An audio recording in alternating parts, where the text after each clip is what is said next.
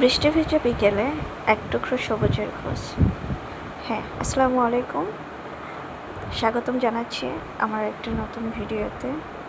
বগুড়ায় লেগেছে বৃক্ষমেলা। বৃক্ষমেলা শুধু মেলা না, এটা গাছপ্রেমীদের, প্রকৃতিপ্রেমীদের জন্য একটা সুবর্ণ সুযোগ। আমিও এর ব্যতিক্রম না। আমিও গাছ লাগাতে পছন্দ করি, প্রকৃতির মাঝে থাকতে ভীষণ ভালোবাসি।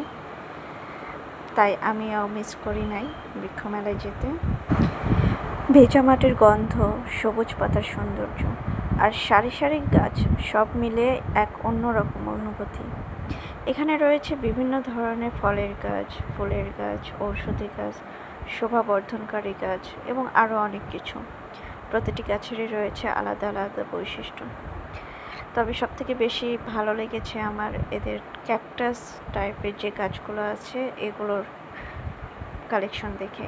আমার ভীষণই ভালো লেগেছে এগুলো, এবং দামও ছিল হাতের নাগালের বাহিরে, এবং অনেক দাম ছিল এগুলোর। আমার কাছে সব থেকে ভালো লেগেছে এখানে শুধু গাছ বিক্রি না, গাছ সম্পর্কেও নানা তথ্য জানা যায়। যেমন কোন গাছ কিভাবে লাগাতে হয়, কতটা রোদ বা পানি দরকার, কিভাবে যত্ন নিলে ফল ভালো পাওয়া যায়, এসব বিষয়ে সহজভাবে বুঝিয়ে দিচ্ছেন বিক্রেতারা, এবং তারা খুবই আন্তরিক। যেটা তথ্য আপনার জানা নেই, এটা আপনারা খুব সুন্দরভাবে তাদের কাছ থেকে জেনে নিতে পারবেন। আমার কাছে বৃক্ষমেলাটা খুবই ভালো লেগেছে। এরকম উদ্যোগ মাঝে মাঝে নেওয়া দরকার। যেহেতু আমার ফুলের গাছ বেশি পছন্দ, আমি এখানে তেমন কোনো ফুলের গাছই পাই নাই। আর এখানে একটা মজার বিষয় আছে, ভিডিওতে আপনারা দেখতে পাবেন। একটা বনসাই গাছের দাম 50,000 টাকা।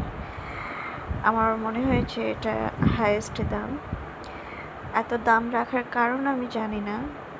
যারা খুব বেশি শৌখিন তারা এই দাম দিয়ে নিতে পারবেন, আমি আশা করছি।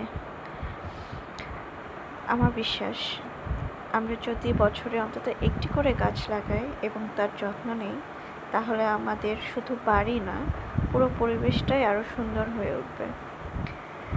গাছ আমাদের অক্সিজেন দেয়, ছায়া দেয়, ফল দেয় এবং প্রকৃতিকে বাঁচিয়ে রাখে।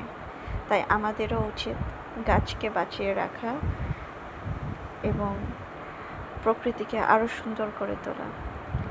আমি একটা কথা বিশ্বাস করি, মানুষ আপনাকে ঠকালেও প্রকৃতি আপনাকে কখনোই ঠকাবে না। কারণ প্রকৃতিকে আপনি যতটুকু দিবেন তার 10 গুণ প্রকৃতি আপনাকে ফিরিয়ে দিবে। প্রকৃতির কাছে আপনি কখনোই ঋণী থাকবেন না, এবং প্রকৃতি আপনাকে কখনো ঋণী রাখবে না। প্রকৃতি নিজেও কখনো ঋণ বাকি রাখে না।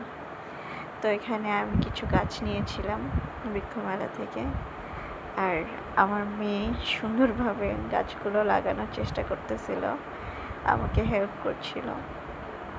আমি নিজে যেমন গাছ পছন্দ করি, বাগান সাজাতে পছন্দ করি, সেরকম আমার মেয়েকেও এই কাজে উৎসাহিত করি আমি, যেন সে নিজেও এক সময় প্রকৃতিপ্রেমী হতে পারে, প্রকৃতির সঙ্গে মিশে থাকতে পারে।